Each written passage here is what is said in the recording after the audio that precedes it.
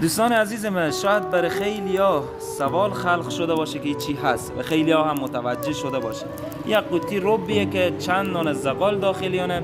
و یک دسته درست کردن برای و برادر عزیز ما با اینکه استعداد خیلی خوبی دارن، با این چند دقیقه که ما با اینا همکلان شدم، ولی جبر روزگار باعث شده که اینا این قوطی به دست بگیرن. چیزی پیش با افتاده هست ولی منبع درآمد یک خانواده 8 نفریه. فقط خواهشی که از دوستا دارم، کسایی که در مغازه ها هستن در شهر با اینا برخورد میکنن، بعض از اینا خیلی معصومن، خیلی پاکن و خیلی مشکل دارن. خواهشان به او 5 روپیه و 10 روپیه که شما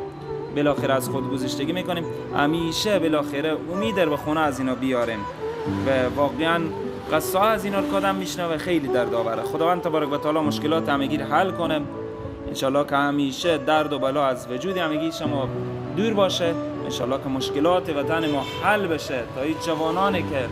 چقدر شور و اشتیاق دارن، چقدر علاقمندی دارن بر پیشرفت وطن، انشالله که خود از اینا هم به یک نوع از انواع دست به کار بشن برای ساختن وطن.